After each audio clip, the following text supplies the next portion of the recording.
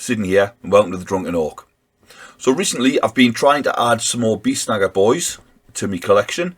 I just find them better in game compared to normal boys. I've got enough boys and I only had a couple of units of Beast Snaggas, so I thought I'd get a few more in there.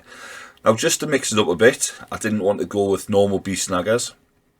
I did have a unit of fat boys which I ran as Beast Snaggas, or Feast Snaggas, because they're fat, you see. Which are mostly third-party torsos with big old bellies. I quite like them. But I wanted something that, like feral, savage looking.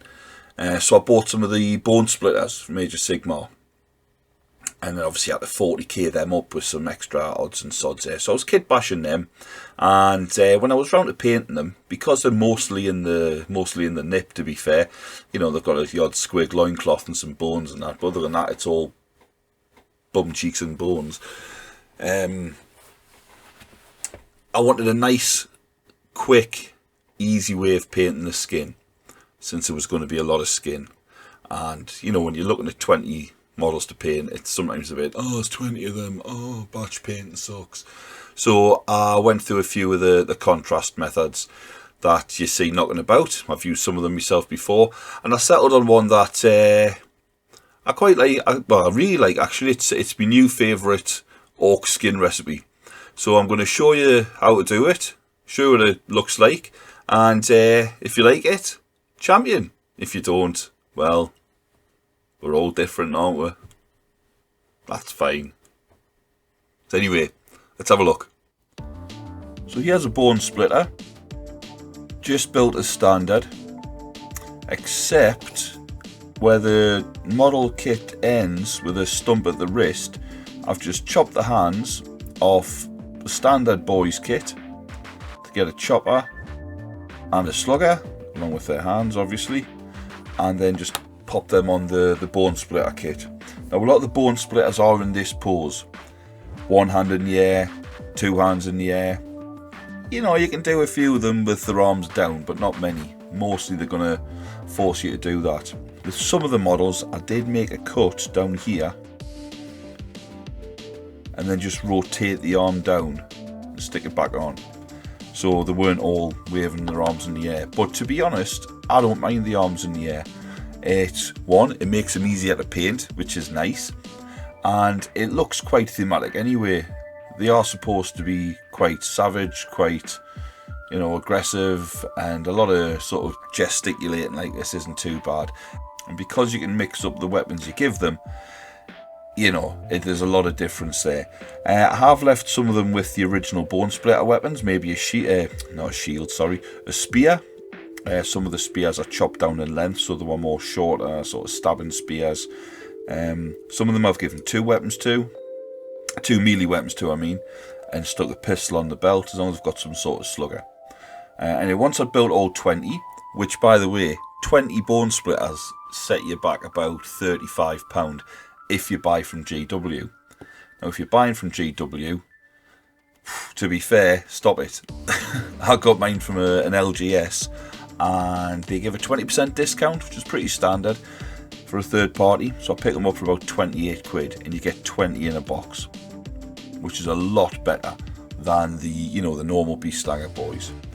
So once I'd bought the bone splitters, I built them all up, stuck the different arms on the hands should I say, changed some of the arms, give some of them a shoulder pad, or like I say, a slugger on the belt, or some sort of little kit bash. And I've changed up some of the heads as well. I did use a lot of the bone splitter heads because quite frankly I think that is quite a nice head. Not too sure what his massive earring like, but I like the head.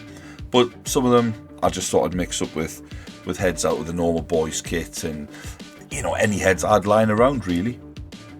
But I try to keep them without helmets. Some of them have got horny helmets, I think that's quite nice, but a lot of them are kept as standard. I primed them all black with high coat, matte black primer, and as you can see I went over them with an airbrush and give them a sort of zenithal highlight.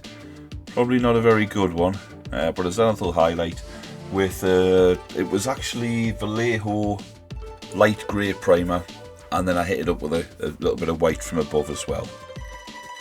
So that's the model just with the zenithal highlight on it. Not too concerned about the highlight on the weapons, because I'm going to hit them with metallics anyway, so that's going to be like a solid block of colour, so any highlighting would be covered up. But the flesh tones and the bones and the animal skins and all the rest of it, these little wrist things, I'll take advantage of the zenithal by using contrast paints on those. There we go. So anyway, first step to get my new orc skin recipe, which, I mean, I don't know, this is similar to one that a lot of people use. I've adapted it slightly, and it's my current favourite one, is to give the skin a coat of this. Agros Dunes. Can we just, here we go. Agros Dunes. Now, it's a brown colour, but as you can see here, that's what you end up with. That is just the Agros Dunes on the zenithal. I think it looks a bit green. It's a bit like baby poo. You know, it's got that greeny brown sort of colour. So you can see over here, me's got that. There's a big patch of bare back and bum cheek where you can see the colour. Now the main reason for this is I'm going to put green on top, but the green often comes through quite bright. I mean, a little bit too bright for, you know, for a realistic orc skin. You show me a real orc and I'll tell you if it's realistic or not. But putting the brown on first just brings it down a shade, just brings it down a touch. And the green I've been using on top of this is this, another GW contrast, Mantis Warriors Green. Now it's a little bit greener than the Plague Bearer Flesh. Plague Bearer Flesh is quite a sickly, funnily enough, puce, is it? You know, I don't know if that's even the right colour, but it's a little bit more sort of sickly and pallid, whereas this is just that little bit greener. It looks very green in the tub, but it doesn't come out that green. But on top of the brown, it looks like that.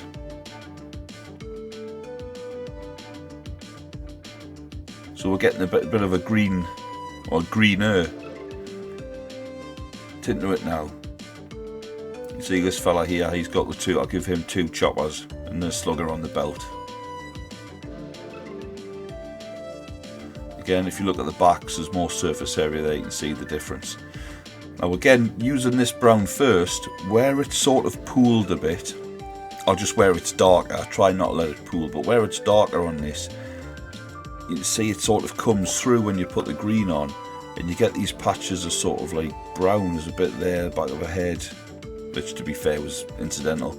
There's a bit here, a bit there. Just little sort of darker patches, and adds a bit of variety to the skin tone. It just gives it a more realistic sort of look.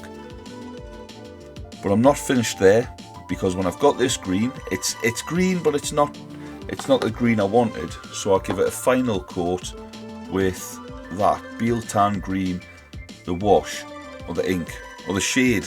Sorry, they've changed the name of it so many times. It is what it is. It's a wash to me. So I put that on, and that turns that green. Can I get him back in focus? Of course I can. It turns it from that green. Yeah, you fucker.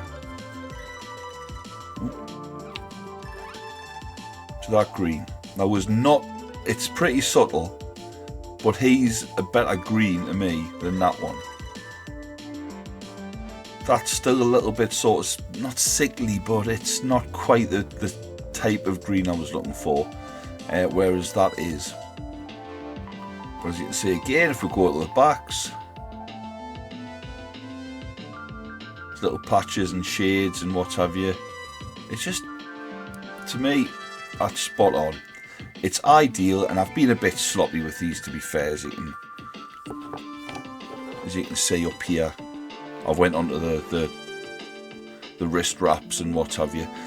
I mean, I'll just put some brown contrast paint on top of that, the whole thing, and it'll just do it spot on. It'll be no issue, because the brown's, I don't know if it's more pigmented or it's just a darker shade. It just covers the green up. Lovely. The animal skins, for the last lot, I put an orange contrast paint on them, and then when that dried, I stuck a red wash on top of that.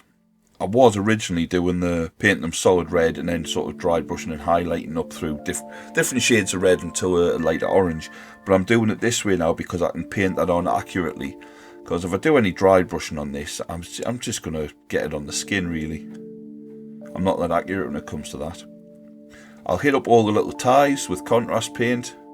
I'll paint the things like the teeth and the bones, of which is a lot on this, as just bone. Normal way I'll paint them like a wraith bone or a bone white. I'll use bone white from Vallejo to be fair, but I'll be doing that and then giving them a shade as well. But all the materials will be hit with contrast. Things like this, there's a lot of these little dags on the back. I'll generally pick those out either in red and just put a little highlight on them, or blue. That blue, the blue green I'll use from Vallejo on most of my army, and the metallics will be metallic.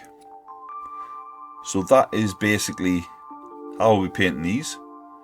I've got a few left to do.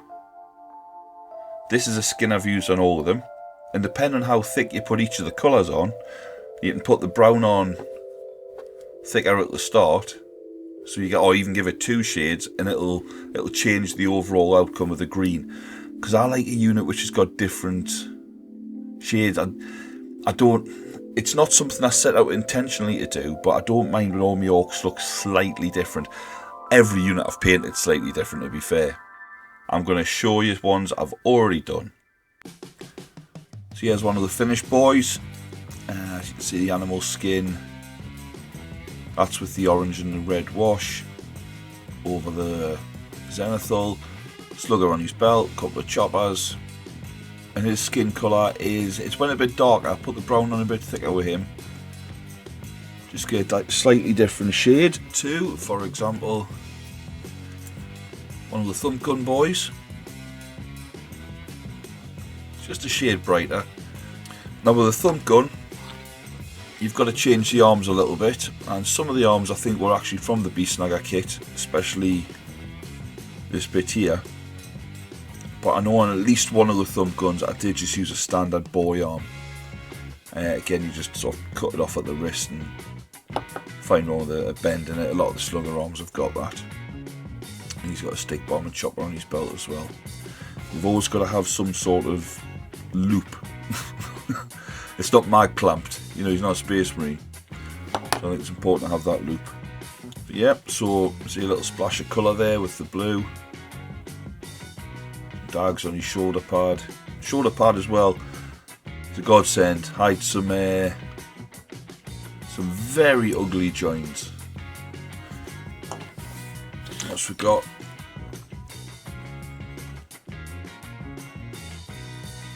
That lad's got the Beast Snaggas, one of the Beast Snaggas choppers. And I give the knob the power snapper from the Beast Snaggas boss, and he's got his slugger on the back with his little pet squig. And I kept that sword just because it, I don't know, I do like these swords that look like it's just a big carved bit of stone, big jagged bit of flint or something like that. And his little top knot, which was a big plume, but I had to chop it down and rough it up a bit. Because otherwise it would be over the squig's face, and that would simply not do. There's a couple more there. I always like the idea. Oh god! I always like the idea of boys with 2 choppers. They've both got sluggers, but a knife and a big chopper and a couple of knives. It just looks pretty cool. So you can see on this one especially, he's a slightly darker green, he's a bit lighter. Both being painted exactly the same way, just with varying thicknesses of the paint. And always check the backs out. There's a lot of sort of mottled effect. Now these are zoomed in a lot bigger than you'd normally see them, to be fair. So they might look a bit sloppy in places, but on the tabletop I think they'll look absolutely great. Fan dabby dozy. Lovely, there we Beast Snaggas. I've got a unit of 20 of these now. Well, I'm going to run with 2 units of 10 because I've done 2 of this fella, 2 of the knobs. Although totally different to that. That was a fellow I showed you before who's got the skin finished.